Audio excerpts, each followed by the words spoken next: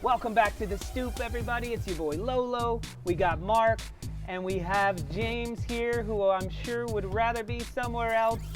But yeah, we were doing a special nighttime shoot to do a Monday Night Football as a celebration party to celebrate Leeds getting revenge for Arsenal and killing them dirty foxes. But just didn't happen, man. Someone had something to say about that. Yeah, huh? just it wasn't our night. Ultimately it comes down to converting opportunities, and we just didn't do it. As simple as that, really. In the first half, the passing was poor. I thought they did a very good job of shutting down our runs. Whenever we had a runner that was cutting through their defense, they had somebody marking him, or they cut it down, or they intercepted the pass, and that ended that. Bamford, I mean, I don't know what to say, really. Those were, two golden opportunities that should have been converted in the first half. He had another opportunity in the second half. If he gets a touch on the ball first instead of Schmeichel, that's, in the back of the net.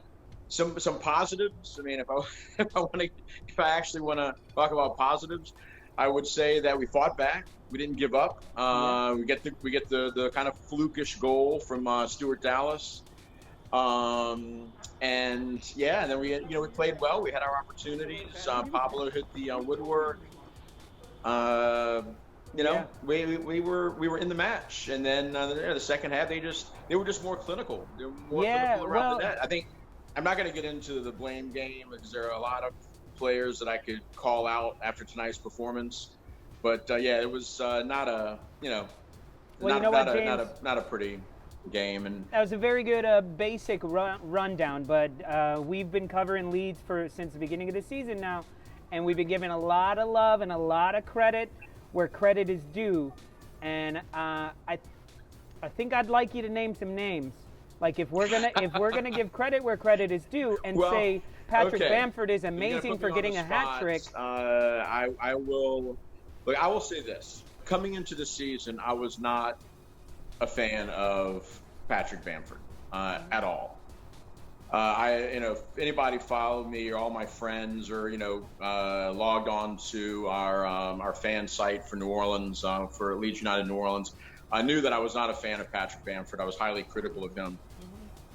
Today, we saw why. I mean, we saw sort of the Patty Bamford that we would just frustrated us so much over the course of his time at Leeds. The opportunity. I mean, that first opportunity that he had, it was just gorgeous. It was set up so perfectly, and to not put that in the back of the net, and then of course Leicester gets the counterattack going, and it happened so fast that the broadcast was still actually showing highlights of the Bamford, screw up in front of the net. And before you know it, the ball's in the back of the net. I was like, what happened here? I mean, how did that even happen? And then, of course, it's the Koch, miscue on defense. You had like just a double dose of really bad play, within 20 seconds, 30 seconds. Another guy, I mean, I thought that Harris's deliveries tonight were awful for the most part. I thought that he played one of his worst games for us of the season. Liam Cooper, I love Coops. I mean, he's he's a war horse for us. I love him back there. He was great in the championship. He's a leader on the team, but I don't know if he is cut out for the Premiership. And tonight really showed some of his weaknesses back there. So, yeah.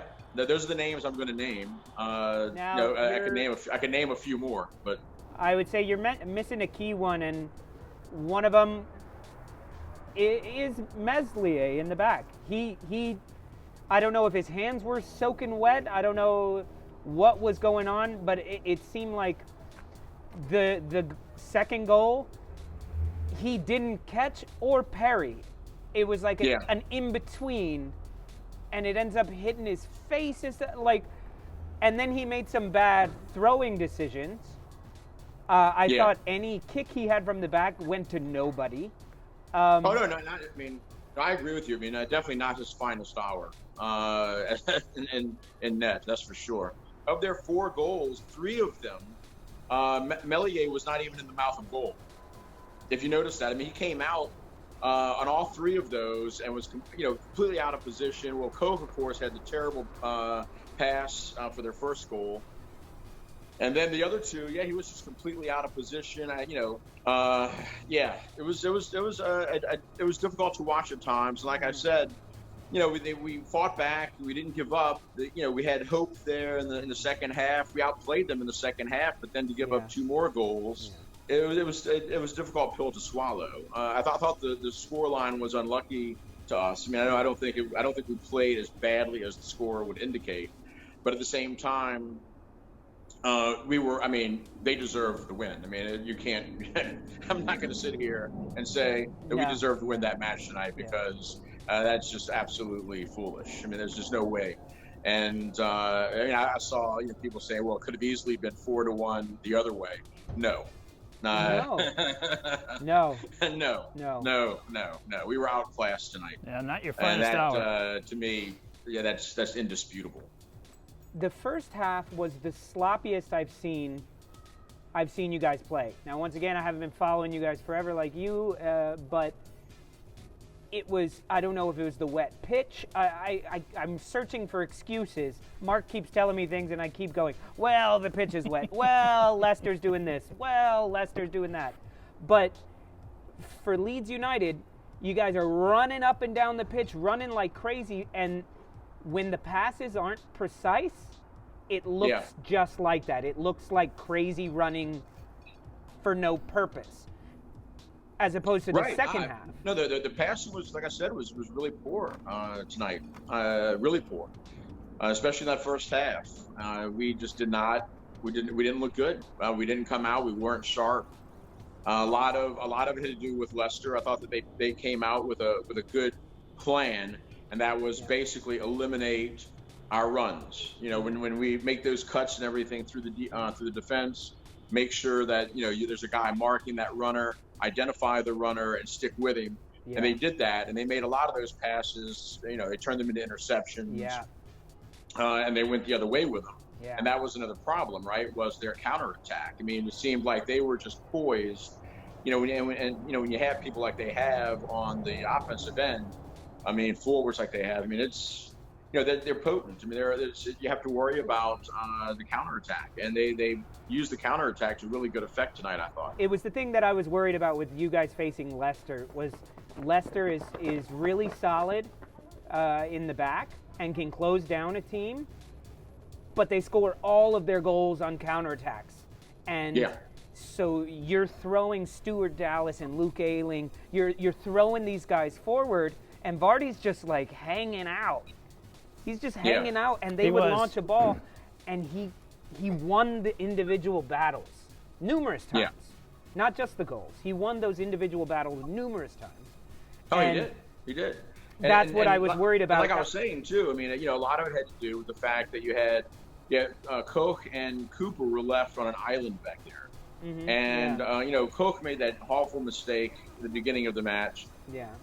But then after that, he kind of settled down. He made some good plays back there. Cooper looked out of his element, completely out of his element. Yeah. There's no way that you can have those two guys back there by themselves protecting Meslier. You just can't. It's not going to work. Cooper at this level is a liability. Yeah. And I hate saying that because, like I said, I really like the guy. I mean, he's been a warrior for us and a leader. But there comes a time when you need to upgrade, and I think that's a position that we need to address as far as upgrade. And Llorente will do that when Llorente is healthy, but he wasn't healthy. So. Rodrigo was out tonight. He's self-isolating because he came into contact with someone who had COVID. Rafinha had an ankle injury. I don't know. Maybe it's time to start looking at some of these guys from the under 23s and say, okay, well, Listen, maybe you're ready to get a run. To me, yes, hat-trick Bamford, we put a lot of love on him last week. But you'll remember I also said he missed sitters. Not quite sitters, but he missed opportunities that you cannot miss as a Premier League striker. You can't miss those. The one over the top that Schmeichel got to before him, was because he slowed down. He didn't have that killer instinct. Because Exactly. it should have been a goal or a red card for Schmeichel. Those should have been the only two things that could have happened, but he hesitated, and he still got a touch on the ball with hesitating, which means had you played through it, he would have knocked Bamford out, gotten the red card, gotten the penalty, and the game is in hand. But those are those issues. He had another one where he was the wrong foot, right? Yeah. Where he Actually, took a touch twice. instead of shooting. Yeah. Where those are goals.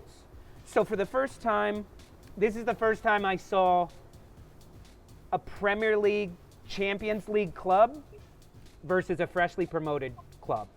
This is the first time I saw you guys look different. You know what I mean by that? Yeah, I mean, I'm not going to dispute that. Everything you said is spot on. Again, Patty is a guy that I love as a person. He's fantastic. Yeah. Everyone on the team loves him. He's a great clubhouse presence, as well as being, an adequate striker at times. But tonight was not a good night for him. And like you said, I mean, that the one where Schmeichel came out, I mean, he should have been much more aggressive. He should have gotten the first touch on the ball, and it should have been a clean touch that would have, like you said, either drawn the penalty or that ball would have ended up in the back of the net, means something. Yeah. But he's got to learn to make something happen. And a problem that I've had with him in the past is his lack of aggressiveness around the net. And look, every striker has a bad night. I mean, we saw Vardy have a terrible touch in the second half, on a breakaway that he should have scored on. Every striker is going to miss. No striker has 100% conversion rate. But that being said, you get 3 or 4 chances. Your conversion rate would hopefully be 25%, 50%, 33.33%. I don't know. His was a big 0. And he had some good opportunities tonight. He had 3 excellent opportunities. Mark, anything you want to add to this? Well, watching Leeds play this game, the first half, I felt that I felt Leeds was really flat. I felt that as we've said tonight, very, very sloppy passing. They couldn't string passes together. But the second half, for a while there, Leeds was looking pretty good. Dallas scores the goal. They're playing with a little more passion, a little more aggression. What do you think was the difference? What do you think happened, between the halves that, showed that they had a little more fight in them? Yeah, I mean, I think a couple of things you can point to. The first half we looked like, hot garbage. Second half, we started playing. I think putting Poveda in there helped us out a lot. He brought in fresh legs, and then he's very good on the ball and a very good passer. I thought that once we got that goal, I felt like Leicester was on their heels a little bit. They weren't quite as aggressive as they were in the first half, eliminating space and shutting down our runs. And I think that, that helped us out a lot, helped us get our legs back a little bit. But, the second half, much better than the first. That's for sure. I just want to say, I know man of the match is not going to be a Leeds United player, but man of the match for Leeds United, the one that I thought was doing the most and the most entertaining to watch, I suppose, is Helder Costa. I thought he had a very good game. And even when you guys were playing terrible in the first half, it felt like he was sharp and he was doing things and he was always causing a problem. Who would you say is your Leeds United man of the match? I agree with you. I thought that Costa brought a lot of energy in the first half, and like you said, he created a lot. I mean, he created that first opportunity that Patty blew, in front of the net. I mean, that was Costa getting penetration, getting the ball over to Harrison, heading the ball to Bamford, and Bamford, screwing the pooch. So yeah, I agree with you. I think Costa looked good. I thought Ayling played a really poor match, actually. Yeah. I thought Cleach was, solid, but I would agree with you. I mean, I would say that Costa would be my man of the match for Leeds. Yeah. Mark? I'm going to make it unanimous. He was all over. He was up and down, moving he moved with purpose. His passes were probably the most crisp of the team, and he defended very well. Yeah, well, Look, you got Palace next week. That's a win. That's a winnable match. They're not the counterattack specialist like Leicester, and I think they're going to get overwhelmed by you, by Leeds. So let's look forward to that, and let's take this for what it was, and realize that Leicester is a Champions League team. Like we can't take anything away from who they are. They played very well. Brendan Rodgers had a very good plan, like he did last week. So, big up to them. Yeah, no, I agree, and I agree with you too that Palace is a much better matchup for us. Yeah. We'll see. You'll see how we bounce back. I mean, I think that that Bielsa will have the team out there this week, correcting the mistakes, and I'm still optimistic. This is not, we're going to have matches like this. I've been saying that from the very beginning of the season. We're going to have matches where we're just completely outclassed and outmanned. Yeah. It's just, the nature of the beast right now. There's still some areas on our team that can be improved as far as the quality of player is concerned, and we'll do that, eventually. This year, just stay up, just survive. That's it. So, and I agree. I think that Palace will be a bounce back win, just like we did, against Villa. Good. And hey, if you lose one week and win the next week for the rest of the season, that's fine. You're up. You might be like 7th place. Like exactly. It's not that's fine. That's fine. That's fine. Look, that's all we have to do. We have to average a little bit over like a point a match. Yeah, a point. So that's it. I mean, 40 points. That's usually considered like the magic number for survival.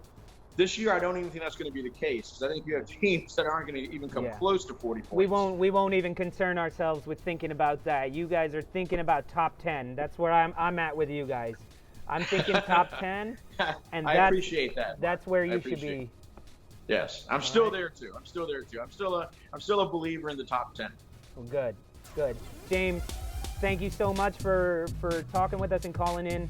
I know we're glad to hear that you're safe and sound in New Orleans. You got power back, and you're all good. So all of our fans, send James your love, and send him beer. Send beer. Yes, send beer. Beer.